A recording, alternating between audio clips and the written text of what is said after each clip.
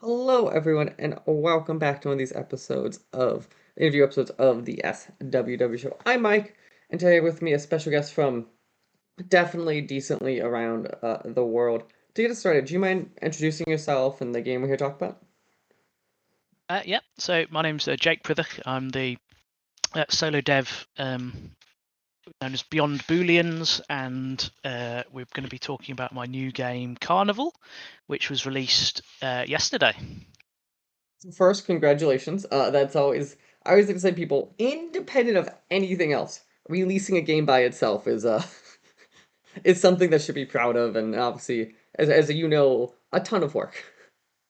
Yes, yeah, this one was a lot more than I thought it would be. I thought it would be a lot shorter, but I just kept adding things to it. So yeah, but I'm very happy with the end result. So then, for people who have not heard of it or maybe have not seen the Steam page, kind of, what is your elevator pitch for Carnival? So Carnival is a low-resolution folk horror point-and-click game, very reminiscent of sort of a cross between um, like The Last Door and maybe Wicker Man or Kill List, or a little bit of Midsummer. Very narrative-driven, very focused on sort of the NPCs. And there's ways you can influence your relationships with the NPCs to move towards sort of slightly different endings. And yeah, it's very slow burn horror, and but it does ramp up towards the end. And yeah, that's about it, I think. So, obviously, this is a genre, click and point and click games are a thing that was obviously a big genre, like probably late 80s, 90s. You've seen it kind of get a renaissance here and there, but obviously, it's not the biggest modern kind of the Yeah. genre in the world. Was there something that drew you to kind of writing this kind of story through this genre and this type of way to play a game? Yeah, I mean, a lot of it is personal preference. So when I started game developing like 5 years ago, during like the pandemic, because that's the time to sort of think, well, now's the time to do something I've never done before. um, and point and click games were my favorite genre growing up. um, I loved uh, the Monkey Island series, Grim Fandango, King's Quest 6, Beneath a Steel Sky. Lots of yeah, really formative stuff, and I was really happy when it sort of started to get a renaissance, with things like the Chisome Mythos and the Wadget Eye games. There's some fantastic Wadget Eye games coming out, and I think, yeah, there's obviously a huge nostalgia factor, and but it's nice also to see that sort of some younger people are getting into point and click games, because um, I do think it's a really strong way of conveying a sort of a narrative. And because of the uh, I think the limitation of the graphics, because they tend to have two-dimensional graphics, and not I'm not saying that they're not beautiful, but they're not Different for type of everyone. beauty, yeah. Yeah, It's a yeah, stylized beauty where we go, oh, Pixar's is attractive, but it's not the yeah. same way as a realistic attractive.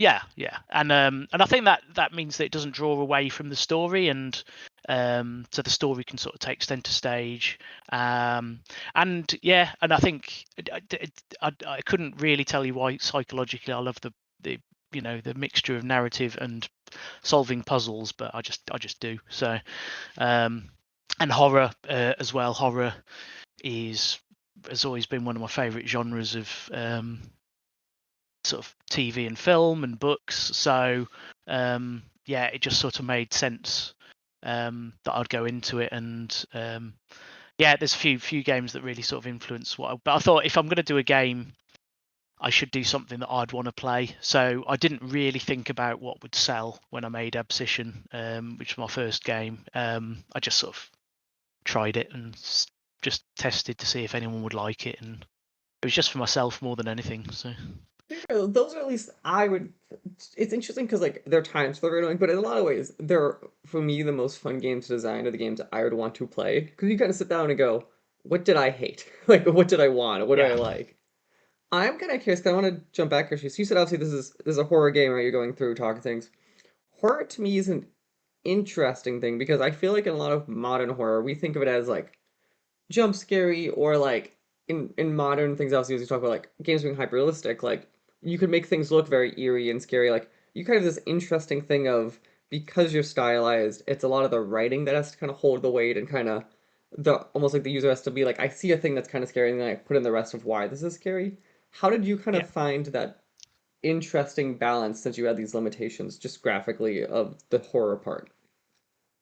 I really, so to me, often when you've got a horror film or a mystery film or something like that, the moment where the excitement starts to peter off is when the monster is seen. Like if it's seen in like a bright light, and because that's why I think the first Alien film is so effective, because you don't really see the whole thing, because it was at the time it was a guy in a suit, and it would have looked goofy, so they did it in like, there'd be little glimpses of it, and there'd be like really dark lighting, and your imagination fills in the gaps. And if you've got, most people can imagine, they'll think of something that's scary to them, and so the I don't see the reduced graphics as too much of a limitation in that, because it just means you have to lean into the unknown, which I always found to be the most exciting in stories. Like when you can just see everything, it's not. Yeah, it loses some of the mystery, and yeah. So I like things to be sort of have a level of ambiguity. So yeah, the graphics really sort of add to that, because pixels are quite ambiguous. So like my characters, apart from one game, I think a little bit in Teeth of Glass he had eyes, but my characters don't generally have eyes because they're so small. It's just a little featureless face, and you occasionally see the little mouth flapping and stuff. But that's why I did also the close-ups though, because I do like to sort of mix it up a little bit as well. Hey, doesn't have eyes. I'm staring at your Steam page with like the one guy with the black eyes staring at me. Yeah, yeah, yeah. Do you kind of? I'm curious. Go like obviously as we said, this is a game because of our delays. Kind of this game that actually has been out is out now. You launched yesterday. There's a demo out on Steam and all that, right? What kind of was it like for you to kind of gather feedback from players, either like going into launch or as you launch with the demo, kind of, especially considering that like you're like a linear game and stuff like that, kind of like how did you kind of account for like I need player feedback versus not showing them kind of everything while doing that?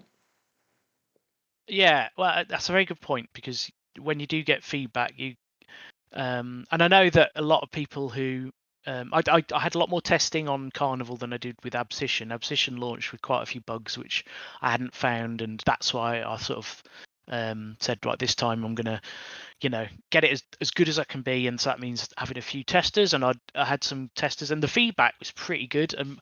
There was nothing too outlandish. There was a couple of things where I was just like, well, like some guy, which was a good suggestion, said, I'd love it if all the graphics were like a higher resolution. I was like, I can't redo every single graphic, and I Too can't much redo work.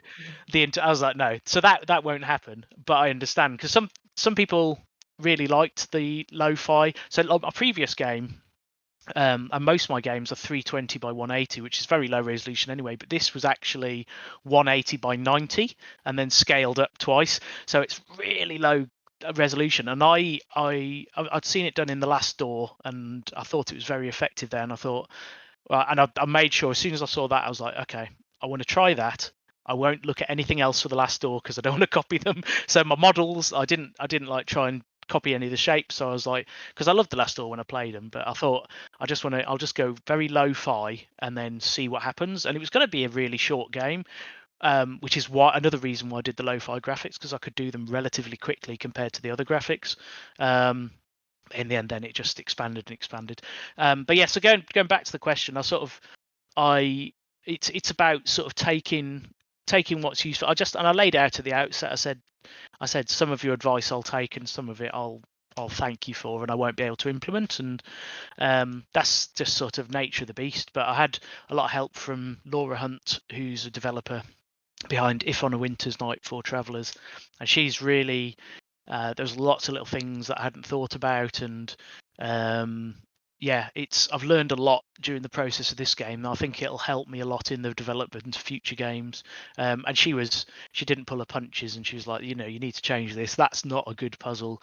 You need to do that. And I still think there's, you know, if I'd had more time and if I had like a budget of any kind, then potentially there's things that I'll change with Carnival. But I'm very happy with sort of how it is at the moment. It's sort of its own thing, and in future games, I'll take what I've learned from Carnival and Abscission and all the other games, and just hopefully keep making better games. No, that makes And maybe one absolute. day voice acting. So that's the next big thing. Everyone's always asking for voice acting, and I just haven't got the budget to put it in at the moment. But So I'm curious then on the voice acting talk for a second yeah, here, because I don't know. Obviously, every developer is fundamentally very different on their opinions of this matter. Are you obviously because you are solo, you do things for yourself. Do you is AI something that's in your workflow, going to be in your workflow, or are you someone who's more of the anti-AI side of things from a like voice acting, any of those kind of things if you can't afford it? I wouldn't ever use AI for like voice acting or anything else. The only time I've ever seen AI used usefully for me would be like um I don't know. When have I ever used AI? I don't know. Google searches. I don't know. I don't. Yeah, Again, not using especially a Go yeah, product is a very valid response. I was just curious because obviously we're in this era now where like it's I feel like every developer has a different response to that question or yeah, different examples when they're acceptable or not acceptable to them to use it. yeah. I don't hate people that think AI is good, because some people are very aggressively anti AI, and they're very. I mean, it sort of seems to be the discourse in most things now is you're just very angry and take a standpoint, and the opposite, they're evil, or so, you know. So I can understand why people like using AI.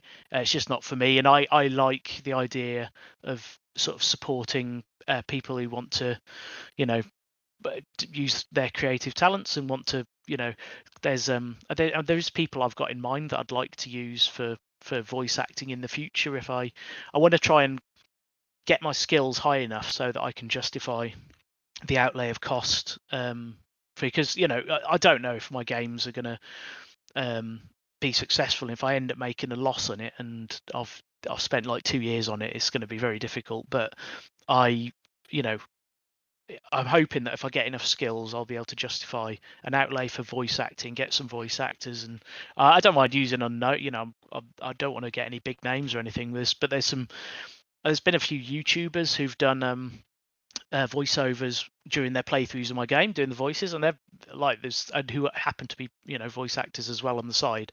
So I'm sort of building up a little list, and I think actually they'd be really good.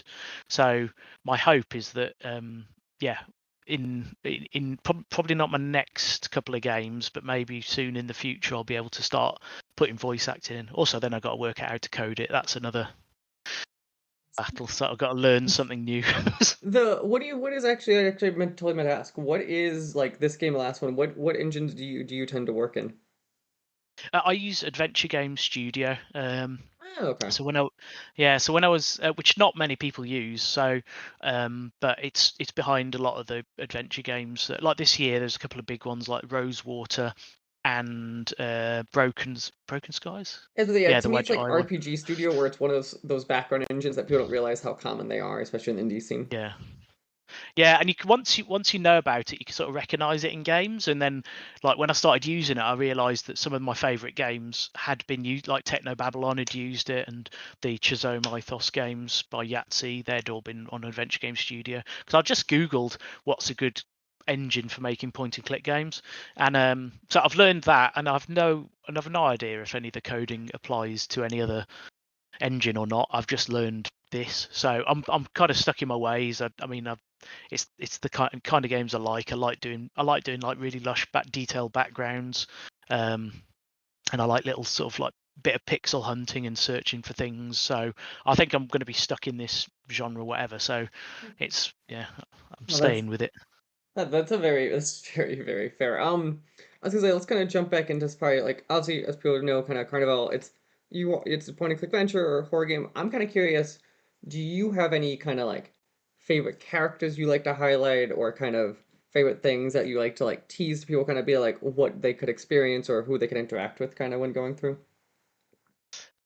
In Carnival, who's my I really like Weber. I like or Weber, I suppose. He's a German sort of he was an army veteran from the First World War, and he's in Venice. And he, like James Maynard, the protagonist, sort of meets him as another outsider who's not Venetian, but he's sort of fascinated by the city. And Weber's got this inkling that um, there's something else at work within Venice, but he's also fascinated by it. And I made him so that he's sort of also a decent moral core for the protagonist and someone you can bounce ideas off. And just I just yeah I really like I just really liked sort of the idea of his character and how he helps the protagonist. Um, and an interesting character, not one I'm going to say I like, but an interesting character to write was a guy called Dante. So Dante da Sena, who, because it's set in Venice in 1933, it's obviously in the middle of sort of Mussolini's rise and sort of going in, moving towards the Second World War. So it's not there's black shirts and there are fascists as in around in the world. So I thought it'd be interesting to write a fascist character and have the protagonist interact with him, and he's and just see what is the mindset there, and what is like to lay out some of these ideas. And James Maynard sort of talks to him, and he's not a nice man at all, but he was very interesting to write, because I was thinking, like, I can't just have him come in. He goes, ha ha ha! I hate everyone, Right. and You kind it's of like lead it yeah. out.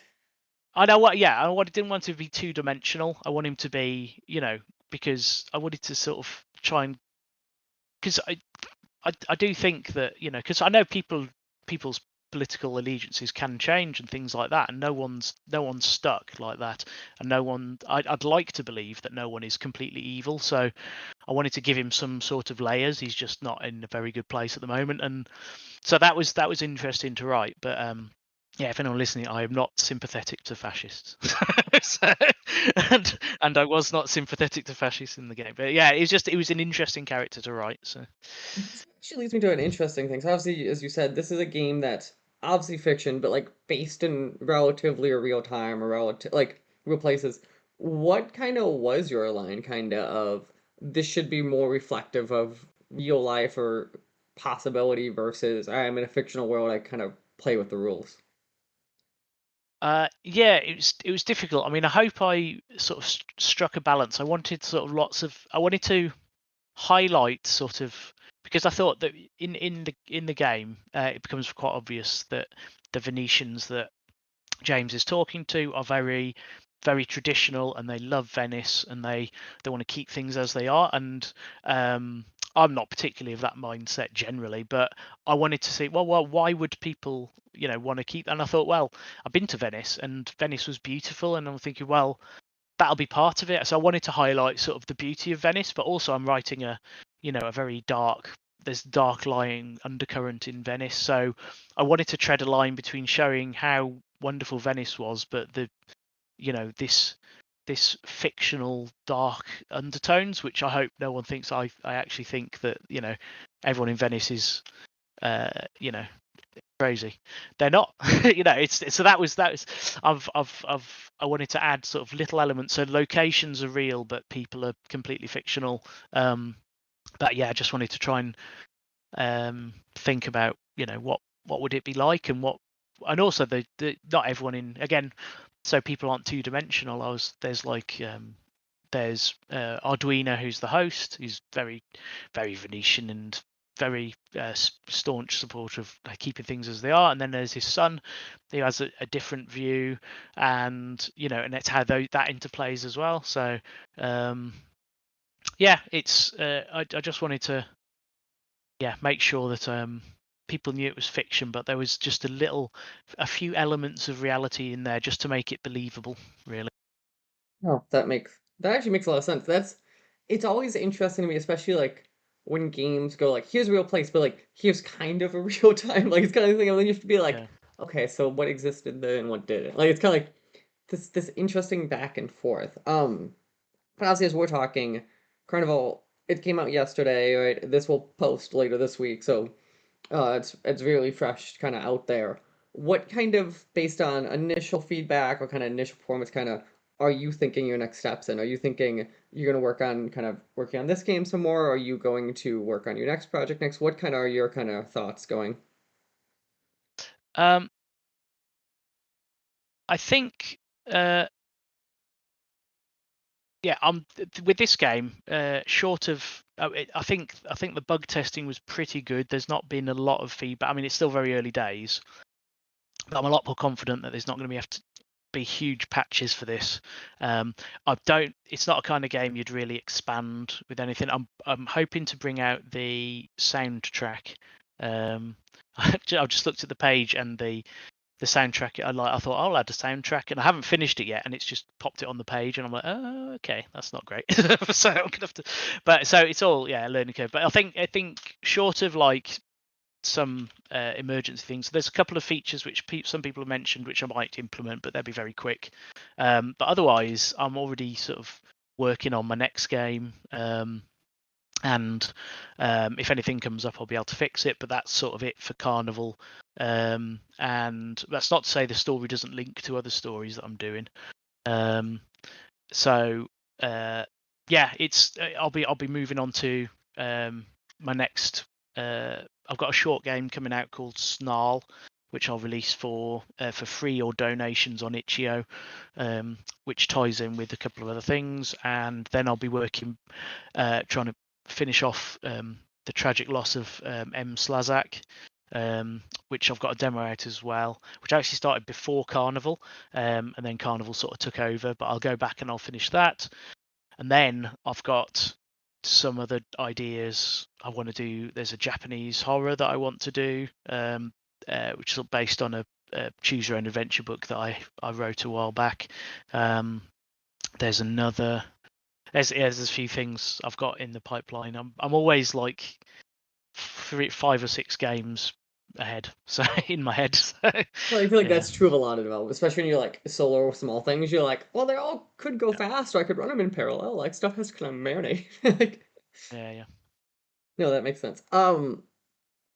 Otherwise, I'm curious, kind of, obviously, it's fresh, so it's just kind of released.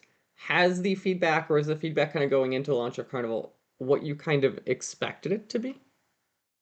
Uh, yeah, it's been very positive, and where people have had sort of little things that, they've some people have said that it's quite light on puzzles, and it is quite light on puzzles. It is more of a narrative game, but that's just sort of the game it is. And some people want really, really puzzle heavy games. It's not massively puzzle heavy, but it is sort of hopefully, thick with atmosphere, and dread, and this narrative. So that's what it's based on. So that's the sort of game it is. So you can't be everything to everyone. So but no one's, where I've had feedback, people have said that they do think the characters are believable, and they like the dialogue and things like that, which is what I would hope. It's very early days still. There's only like 2 or 3 reviews, and the rest of the comments was from like testers and things. But yeah, it's selling sort of better than I expected, which is nice. I mean, I always set quite low expectations, but he's doing well. So I'll just wait and see what the feedback is. But it's been good so far, and I say no one's like pointed out any game breaking bugs or anything like that. So I'm hopeful. And then the ultimate final question on this one, because actually I meant to look and I totally didn't. So you do or don't have controller support? You don't, right? 'Cause it's just clicking.